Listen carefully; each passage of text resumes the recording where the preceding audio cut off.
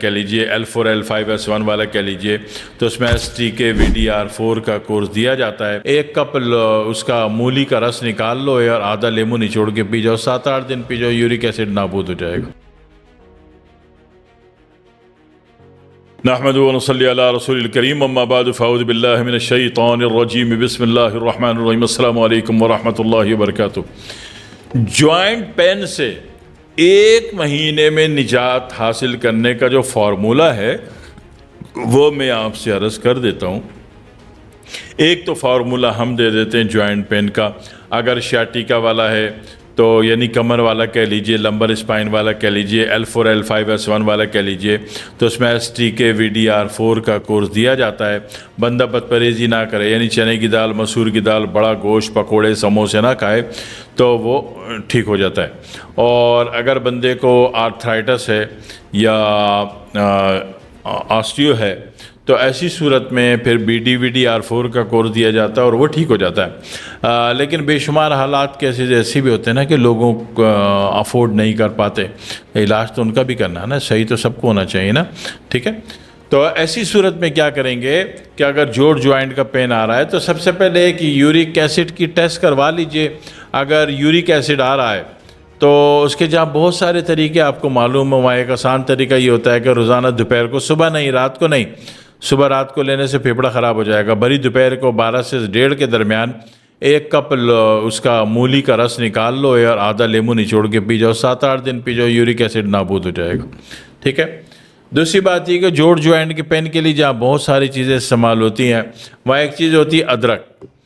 ادرک اور جٹا مانسی۔ جٹا مانسی کو آپ بال چھڑ کہہ لیجئے، اردو میں بال چھڑ بولا جاتا ہے، ویسے جٹا مانسی بھی بولتے ہیں۔ تو ان دونوں کا ہم وزن لے کے آپ نے آدھا چائے کا چمچ صبح شام ابال کے پینا شروع کر دیا، تو اگر کوئی فزیکل میں فالٹ نہیں ہے، محض پٹھوں اور اعصاب کے اعتبار سے جسم کے جوڑ جوائنٹ میں درد ہے، ٹھیک ہے، تو یہ آپ کا ٹھیک ہونا شروع ہو جائے گا، آپ ٹھیک ہو جاؤ گے۔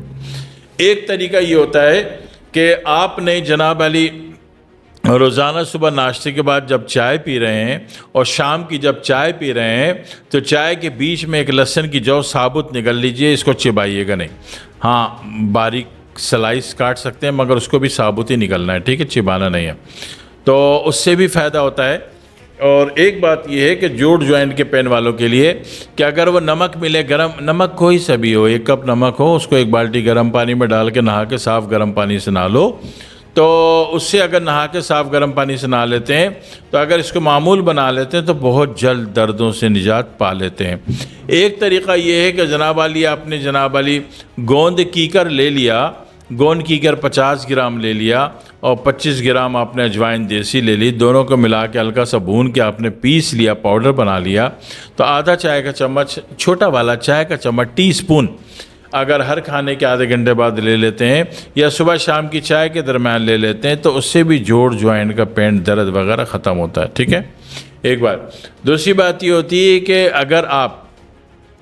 یورک ایسڈ بھی نہیں ہے اور کوئی فزیکل میں بھی فالٹ نہیں ہے، یعنی کہ باضابطگی طور پر آسٹیو نہیں ہے، آرتھرائٹس نہیں ہے، شیاٹیکا نہیں ہے، سروائیکل نہیں ہے، پھر بھی درد ہے، ٹھیک ہے، تو اس میں سمجھ لیجئے کہ اگر آپ کے یورین ڈی آر میں پس سیل آ رہا ہے تو پس سیل ختم کرنا ہے آپ نے، اس کے لیے بیب کی 2 بوتل دے دیں گے، پس سیل ختم ہو جائے گا۔ جہاں لوگ 2 سال میں علاج نہیں ہوتا وہاں 1 مہینے میں ہو جاتا ہے۔ تو پھر اس کا ایک طریقہ اور بھی ہے کہ ایسی صورت میں اگر پس سیل نہیں ہے اور درد آ رہا ہے جسم میں اور فزیکل میں کوئی فالٹ نہیں ہے تو پھر ایسی صورت میں ایک آسان طریقہ یہ بھی ہو سکتا ہے کہ آپ رات کو 4 بھنڈی لمبائی میں کٹ مار کے اس کو 1 گلاس گرم پانی میں بھگو دیا کریں، نہار میں اس کا پانی پی لیا کریں، پانی بھنڈی کا بیگم چاہے جو کرے، ٹھیک ہے، اس کی مرضی، وہ پرندوں کو کھلا دے، وہ مرضی ہے کہ وہ باریک کاٹ کے وہ فرائی کر کے سالن میں ملا دے، اس کی مرضی، ٹھیک ہے، آپ پانی پی جائیں اس کا، تو اس سے بھی مسئلہ حل ہو جاتا ہے۔ اور اکثر ممالک میں کیا ہوتا ہے کہ ساگو دانہ جو ہے وہ رات کو 1 چمچ، 1 بڑا چمچ 1 گلاس دودھ میں ابال کے پکا کے چھوڑ دیتے ہیں، نہار منہ دوبارہ ہلکا سا چلاتے ہوئے گرم کر کے پی جاتے ہیں، تو اس سے بھی بہت جلد دردوں کی کیفیت جو جسمانی اور پٹھوں کے عضو کی خشکی کی کیفیت کی وجہ سے ہوتی ہے، کیفیات سمجھیے گا تاکہ چیز ٹارگٹ کو لگے، ٹریگر ہو جائے، ٹھیک ہے، تو ایسی صورت میں جب پٹھوں میں خشکی ہے، جوڑ جوائنٹ میں خشکی ہے، تو ایسی صورت میں بھی اگر آپ یہ ساگو دانہ رات کو ایک بڑا چمچ ساگو دانہ ایک گلاس دودھ میں پکا کے چھوڑ دیتے ہیں اور نہار منہ اس کو ہلکا سا پھر دوبارہ گرم کر کے پی جاتے ہیں،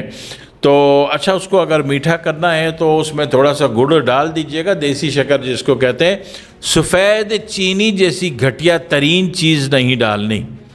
کوئی بھی پڑھا لکھا تعلیم یافتہ باشعور آدمی سفید چینی نہیں کھاتا،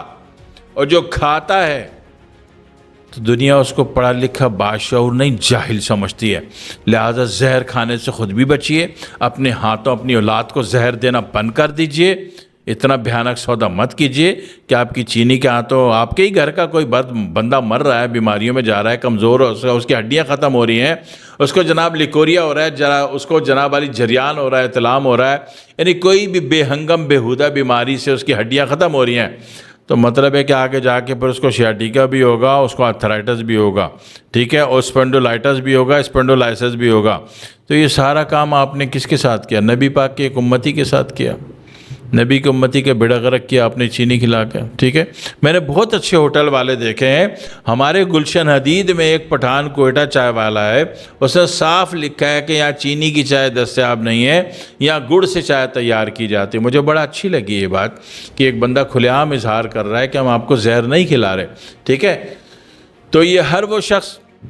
اور چینی کا الٹرنیٹ بہت ہیں، ٹھیک ہے، سستے میں بھی کام ہوتا ہے، اسٹیویا بھی مل جاتا ہے آپ کو، سکرول بھی مل جاتا ہے، اور اسی طریقے سے دیسی شکر ہے، گڑ ہے، وہ بھی مل جاتا ہے۔ یہ جتنی بھی دیسی چیزیں اور یہ ساری چیزیں نقصان دہ نہیں ہیں، لیکن سفید چینی ایک زہر نام کی چیز کا جو زہر ہے، یہ زہر ہے، اپنے ہاتھوں کسی کو نہ دیجیے۔ آپ مہمانوں سے بڑے اخلاق سے پیش آ رہے ہیں، ارے سرکار ہم آپ کے قدموں میں آپ کے حضور میں چائے پیش کریں، آپ چائے پیجئے، اور چائے میں آپ نے چینی ڈالی، مطلب ہے کہ مہمان بیچارہ تو مظلوم، اس کو تو نہیں پتہ کچن میں کیا کر آپ نے زہر ڈال دیا۔ چینی زہر ہے، ہڈیوں کا بیڑا غرق کرتی ہے، اعصاب کا بیڑا غرق کرتی ہے، آنکھوں کا بیڑا غرق کرتی ہے، کان کا بیڑا غرق کرتی ہے، حلق کا بیڑا غرق ستیہ ناش کرتی ہے، پھیپھڑے کو نقصان پہنچاتی ہے، پسلیوں کو نقصان پہنچاتی ہے، سانس کی نالی کو نقصان پہنچاتی ہے، تمام ہڈیوں کو، جوڑ جوائنٹ کو نقصان پہنچاتی ہے۔ یہ چینی کا سائیڈ ایفیکٹ ہیں جو میں نے بہت کم، معمول سے ہٹ کر کم بتائے ہیں، ورنہ اگر میں لکھنے بیٹھوں تو 150-200 نقصان لاسز ہو جائیں گے چینی سے، ٹھیک ہے۔ تو یہ حرکت مت کیجئے۔ اسی طرح شب کوری، رات کو نظر نہ آنا یا رات کو بلائنڈ ہو جانا، نائٹ بلائنڈنس جو ہے وہ بھی چینی سے ہوتی ہے، اور دانت خراب ہونا اور جلدی خراب ہونا۔ آپ نے دیکھا ہوگا چھوٹے بچے رات کو چاکلیٹ کھاتے ہیں اور دانت نہیں واش کرتے، ٹوتھ برش نہیں کرتے، تو آپ نے دیکھا ان کے دانت اوپڑ کھاپڑ ہو جاتے ہیں، ٹھیک ہے نا، اتنے بیڑا غرق ٹوٹے پھوٹے ہو جاتے ہیں جیسے ہمارے گلشن حدید کی روڈیں، ٹھیک ہے نا، اس میں گاڑی نہیں چل کے دیتی، ساری گاڑی چوں چاں کرتے کرتے ختم ہو جاتی گھر پہنچتے پہنچتے۔ تو بھائی اتنی ساری برائیاں پالنے سے بہتر ہے کہ آپ چینی سے پرہیز کیجئے، اپنے ہاتھوں اللہ کی کسی مخلوق کا بیڑا غرق نہ کیجئے، چینی کسی بھی صورت میں نہ پئیں نہ پلائیں، ٹھیک ہے، تو انشاءاللہ فائدے میں امن میں آ جائیں گے۔ یہ ساری باتیں ذہن میں رہیں گی، تب کہیں جا کے آپ کے جوڑ جوائنٹ کو آپ ہر اعتبار سے جتنی زیادہ سے زیادہ ریمیڈیز ہو سکتی تھی میں نے عرض کی ہیں، تو آپ زیادہ سے زیادہ فائدہ پہنچا بھی سکتے ہو، حاصل بھی کر سکتے ہو۔ والسلام علیکم ورحمۃ اللہ وبرکاتہ۔